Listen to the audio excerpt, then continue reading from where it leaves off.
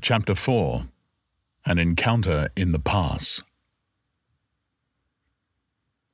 Yasmina Devi could never clearly remember the details of her abduction. The unexpectedness and violence stunned her. She had only a confused impression of a whirl of happenings. The terrifying grip of a mighty arm, the blazing eyes of her abductor, and his hot breath burning on her flesh. The leap through the window to the parapet, the mad race across battlements and roofs when the fear of falling froze her, the reckless descent of a rope bound to a merlin. He went down almost at a run, his captive folded limply over his brawny shoulder. All this was a befuddled tangle in the Devi's mind. She retained a more vivid memory of him running fiercely into the shadows of the trees, carrying her like a child, and vaulting into the saddle of a fierce Balkana stallion which reared and snorted. Then there was a sensation of flying, and the racing hoofs were striking sparks of fire from the flinty road as the stallion swept up the slopes. As the girl's mind cleared, her first sensations were furious rage and shame. She was appalled. The rulers of the Golden Kingdoms south of the Himelians were considered little short of divine, and she was the Devi of Vendhya. Fright was submerged in regal wrath. She cried out furiously and began struggling. She, Yasmina, to be carried on the saddle bow of a hill chief like a common wench of the marketplace. He merely hardened his massive thews slightly against her writhings, and for the first time in her life she experienced the coercion of superior physical strength. His arms felt like iron around her slender limbs. He glanced down at her and grinned hugely. His teeth glimmered whitely in the starlight.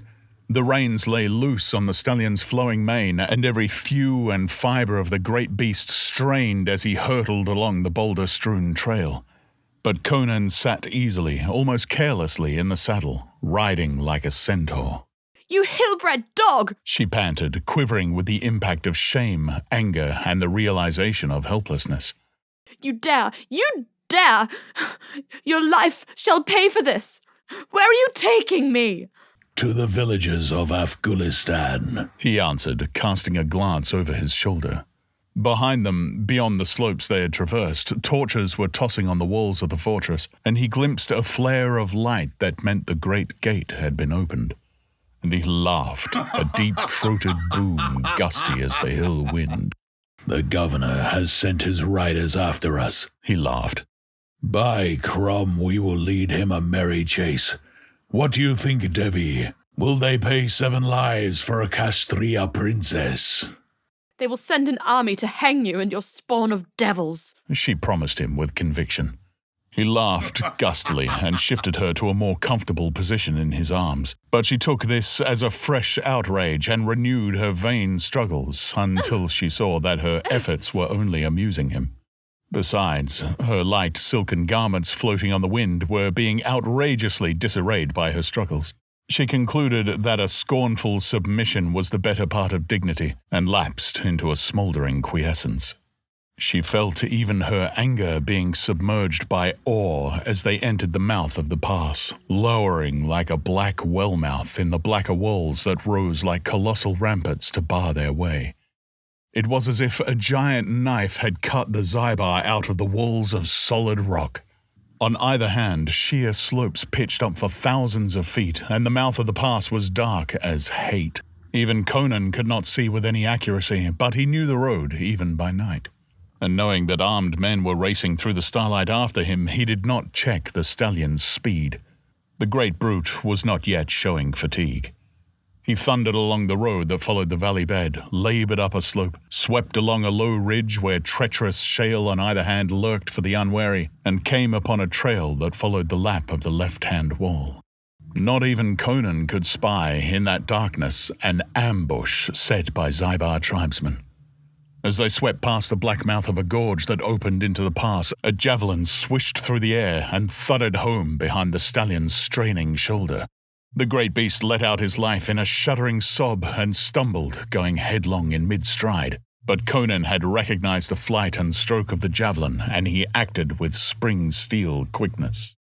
As the horse fell, he leapt clear, holding the girl aloft to guard her from striking boulders. He lit on his feet like a cat, thrust her into a cleft of rock, and wheeled towards the outer darkness, drawing his knife. Yasmina, confused by the rapidity of events, not quite sure just what had happened, saw a vague shape rush out of the darkness, bare feet slapping softly on the rock, ragged garments whipping on the wind of his haste. She glimpsed the flicker of steel, heard long lightning crack of stroke, parry and counterstroke, and the crunch of bone as Conan's long knife split the other's skull. Conan sprang back, crouching in the shelter of the rocks. Out in the night, men were moving, and a stentorian voice roared, "What, you dogs, do you flinch? In goes you and take them!"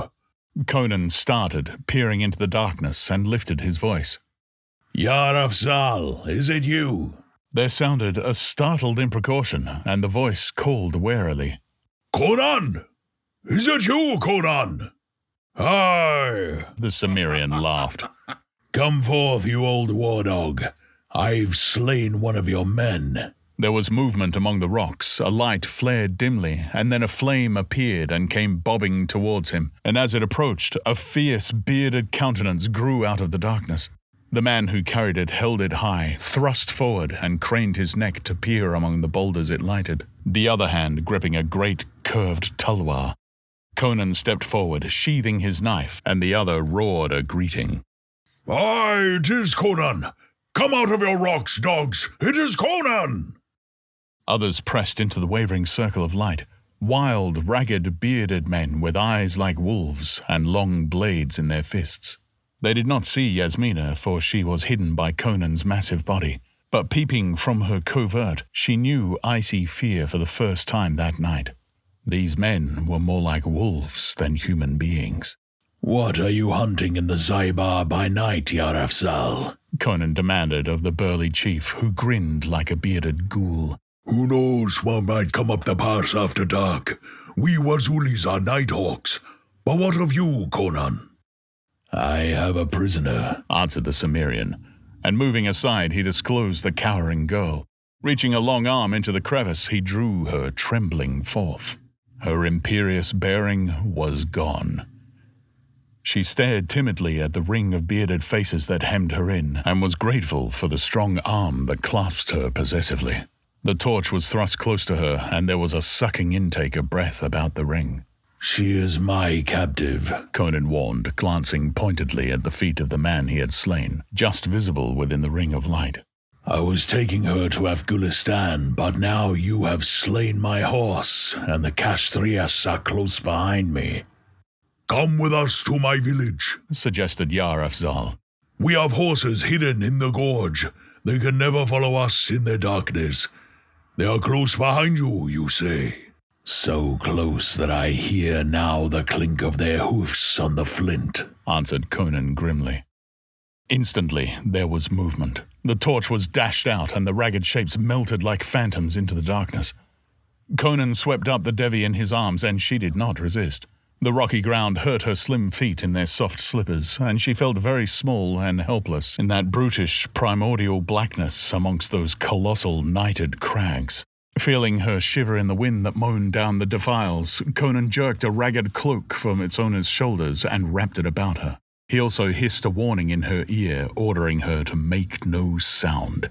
She did not hear the distant clink of shod hoofs on rock that warned the keen-eared hillmen, but she was far too frightened to disobey in any event. She could see nothing but a few faint stars far above, but she knew by the deepening darkness when they entered the gorge mouth. There was a stir about them, the uneasy movement of horses. A few muttered words, and Conan mounted the horse of the man he had killed, lifting the girl up in front of him. Like phantoms, except for the click of their hoofs, the band swept away up the shadowy gorge.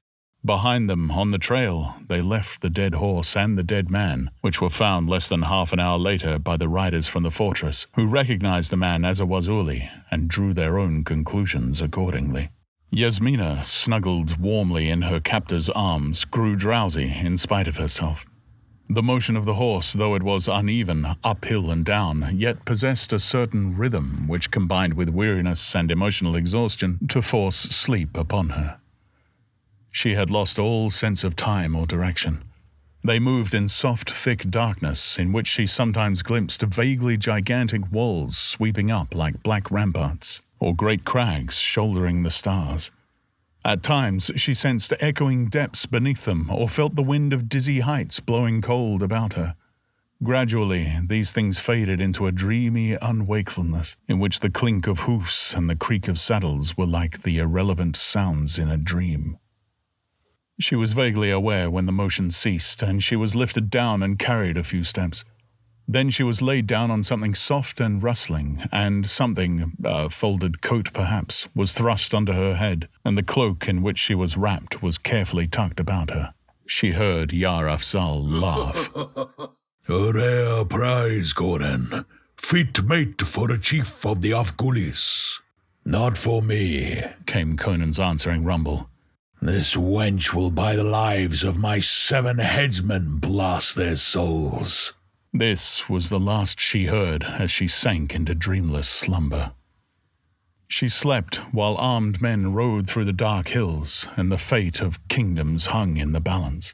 Through the shadowy gorges and defiles that night there rang the hoofs of galloping horses, and the starlight glimmered on helmets and curved blades until the ghoulish shapes that haunt the crags stared into the darkness from ravine and boulder and wondered what things were afoot. A band of these sat gaunt horses in the black pit-mouth of a gorge as the hurrying hoofs swept past. Their leader, a well-built man in a helmet and gilt-braided cloak, held up his hand warningly until the raiders had sped on. Then he laughed softly. They must have lost the trail, or else they have found that Conan has already reached the Afghuli villages. It will take many riders to smoke out that hive. There will be squadrons riding up the Zaibar by dawn. If there is fighting in the hills, there will be looting, muttered a voice behind him in the dialect of the Irakzar. There will be looting, answered the man with the helmet. But first it is our business to reach the valley of Gurashah and await the riders that will be galloping southward from Sekundaram before daylight. He lifted his reins and rode out of the defile, his men falling in behind him, 30 ragged phantoms in the starlight.